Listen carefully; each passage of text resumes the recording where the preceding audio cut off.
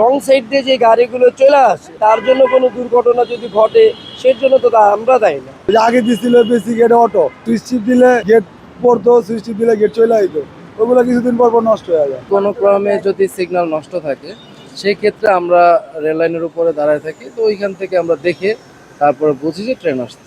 Rail crossing নিরাপত্তার একটি গুরুত্বপূর্ণ স্থান, যেখানে সামান্য অসচেতনতা বড় ধরনের দুর্ঘটনার কারণ হতে পারে। কিন্তু বাস্তবতায় এই রেল ক্রসিংগুলো পরিচালনায় থাকা গেটকিপাররা প্রতিনিয়ত নানা ধরনের সমস্যার মুখোমুখি হচ্ছেন। গেটকিপারদের ভাষ্য অনুযায়ী, রাস্তায় দীর্ঘ যানজট থাকলে সময় মতো গেট বন্ধ করা সম্ভব হয় না। এতে করে নিরাপত্তা ব্যবস্থায় তৈরি হয় জটিলতা। ঝুঁকি বলতে গেলে আমাদের এখানে কিছুই নাই, রোডটা জাম থাকলেই ওই যে দুর্ঘটনার একটা সম্ভাবনা থাকে যায়। এটা তো সিঙ্গেল গেট, ছোট গেট, এলাকা ভিত্তিক, এখানে তো আর অত বেশি গাড়ি চলাচল কর। যদি ডিজিটাল সিগন্যাল দেওয়া হয় ভালো হবে, খারাপ হবে না।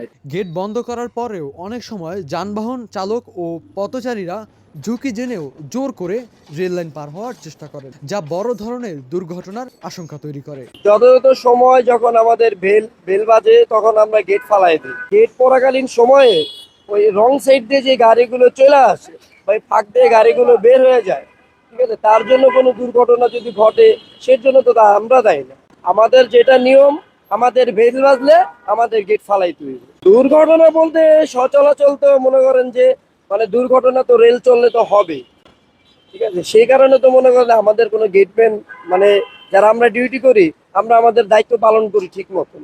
সেক্ষেত্রে মনে করেন দুর্ঘটনা সচলন দেখা গেছে, পথচারী দু একটা মারাই যেতে পারে। একটি রেল ক্রসিংয়ে সাধারণত 4টি ব্যারিয়ার থাকে এবং শিফট অনুযায়ী 4জন গেটকিপার দায়িত্ব পালন করেন। তারা জানান, আধুনিক অটোমেটেড গেট ব্যবহার করা হলেও অনেক সময় তা দ্রুত নষ্ট হয়ে যায়, ফলে দীর্ঘমেয়াদে তা কার্যকর থাকে না বলেও তাদের অভিমত রয়েছে। অন্যদিকে এই গেটকিপাররা কোনো নির্দিষ্ট ছুটি ছাড়াই নিয়মিত দায়িত্ব পালন করে যাচ্ছেন, দিন রাত নিরাপত্তা নিশ্চিত করার চেষ্টা চালিয়ে যাচ্ছেন।